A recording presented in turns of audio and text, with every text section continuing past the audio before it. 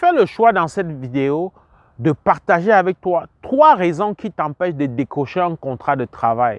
C'est 3 raisons que je t'invite à scruter, à y réfléchir, à accorder suffisamment de temps pour vérifier qu'est-ce qu'il en est de ton cas particulier. Est-ce qu'il y a lieu d'améliorer? Est-ce qu'il y a lieu de vraiment complètement remettre en cause ton attitude et ton approche jusqu'ici? Sans tarder, allons vers les 3 raisons. La première, c'est ce que je vais appeler la barrière culturelle. La barrière culturelle ici, je veux évoquer l'idée qu'on se dit que avant un contrat de travail, il faut avoir le réseau, il faut connaître quelqu'un, il faut nécessairement passer par quelqu'un. Cette barrière culturelle fait qu'on se rue vers des informations de piètre qualité, on se rue vers des demi-vérités, soit sur les plateformes internet comme YouTube, comme Facebook, etc. En tout cas, on va écouter des gens qui prétendument, parce qu'installés au Canada, ont nécessairement la bonne information, que non. Même pour ce qui est de ma chaîne, il faut toujours prendre la peine de recouper l'information.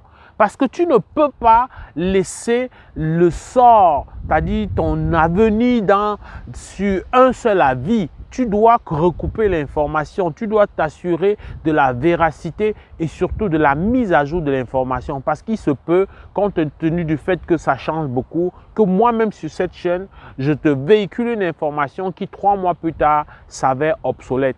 Donc la barrière culturelle qui vise à chercher le réseau, à trouver la bonne moyen, à trouver la bonne personne, à tomber sur la personne qui va t'aider à avoir le contrat de travail, c'est une barrière qui est un frein, qui constitue un frein et qui t'empêche résolument de décrocher un contrat de travail. La deuxième raison qui t'empêche de décrocher un contrat de travail, c'est ce que j'appelle les outils de recherche d'emploi.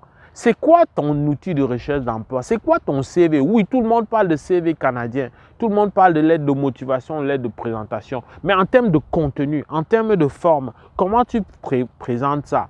Oui, c'est sûr que sur Internet, tu peux voir les différents modèles. Il y a même l'intelligence artificielle. Tu peux t'inspirer de tout ce que tu as vu. Mais il y a des éléments précis qu'un employeur ou qu'un recruteur recherche dans un CV. Le CV, lui seul, doit donner envie de t'écrire, de t'envoyer un courriel pour une entrevue éventuelle.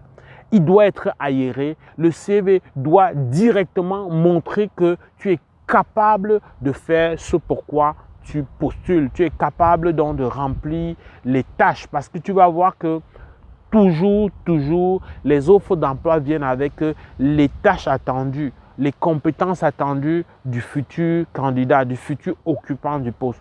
Donc, tu dois pouvoir arrimer et faire en sorte de matcher. Ici, dans le CV, il y a un autre gros préjugé que tu dois abandonner, l'idée que tu as 15 ans, 20 ans d'expérience. Je peux te dire que c'est plutôt contre-productif dans beaucoup de cas.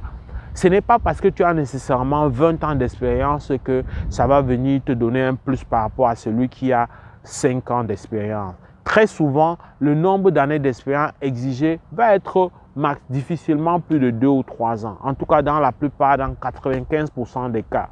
Donc là-dessus, tu comprends qu'au-delà de ce nombre d'années, c'est plutôt quelque chose d'intimidant pour l'employeur. L'employeur ne veut pas se prendre avec quelqu'un qui peut-être serait un expert carrément. Donc, il y a aussi ce côté-là qui fait que ton outil de recherche doit s'adapter, doit être stratégiquement plus attirant. Je ferai exactement le même commentaire pour ce qui est de la lettre de présentation. Ce n'est pas la longueur ou alors des expressions assez soutenues qui vont t'aider à te démarquer. C'est la simplicité. À travers tes phrases, on peut avoir une idée de ton personnage. Est-ce que c'est quelqu'un de facile à vivre? Est-ce que les tournures de la langue sont assez complexes ou plutôt c'est assez facile à comprendre? Est-ce que la communication est beaucoup plus fluide? À travers ces éléments, on peut aussi avoir une idée de qui tu es et ça peut être de nature à encourager qu'on t'écrive tout de suite pour une entrevue ou même plutôt à mettre rapidement ton CV de côté. Donc, regarde également comme deuxième point, comme raison, tes outils de recherche. Tu dois pouvoir les adapter, tu dois pouvoir t'assurer qu'ils sont suffisamment attrayants. Dernière raison qui fait que qui t'empêche de décrocher un contrat de travail, ça va être ce que j'appelle la méthode. Comment tu t'y prends? Est-ce que tu sous-traites ton déploiement? Est-ce que tu sous-traites ton engagement? Est-ce que tu dis, OK, j'ai confié ça à telle personne que je connais au Canada, j'ai confié ça à Afrique Éducation ou à tel autre et puis je croise les bras? Est-ce que je ne fais plus rien? Comment tu t'investis? Ici, quand je parle d'investir, la denrée la plus intéressante, une fois encore, ça va être le temps que tu mets. Mais c'est quoi le temps que tu mets? Est-ce qu'il suffit d'être devant un ordinateur? Mais la méthode va beaucoup compter. C'est sûr que si tu n'as pas les outils pour pouvoir t'y prendre toi-même, tu as le droit de confier. Mais tu dois quand même faire un effort sur le choix de la personne, sur l'engagement. Qu'est-ce qu'il y a derrière le discours? Est-ce qu'il est assez transparent? Est-ce que tu as une lisibilité claire sur ce que tu attends? Est-ce que c'est inscrit sur le temps? Est-ce que c'est juste une promesse sans délai? Le temps va être un élément à mettre dans ta méthode.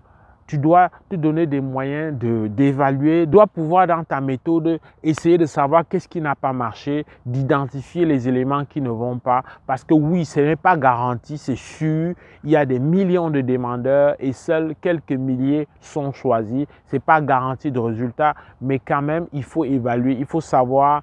Alors, j'attaque par rapport à tel angle et puis au bout de quelques semaines ou mois, je suis capable de dire que par rapport à cet angle d'attaque, voilà le résultat que ça a donné. Je vais réorienter ma méthodologie. Mais en tout cas, il faut investir le temps dans ta méthode. Il faut te donner donc des moyens d'évaluer comment ça évolue et tu dois toujours te donner une ouverture pour est-ce que pour mon cas particulier, c'est vraiment le seul moyen?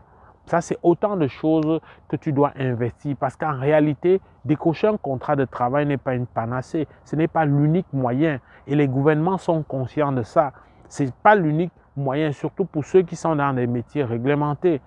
Alors donc, regarde tout ça et revisite ces 3 raisons-là pour voir comment tu peux t'améliorer si finalement le contrat de travail est incontournable dans ton cas particulier. J'espère que cette vidéo t'a plu. Si c'est le cas, like. Au plaisir de te retrouver dans le cadre d'une prochaine vidéo. Porte-toi bien. Boula!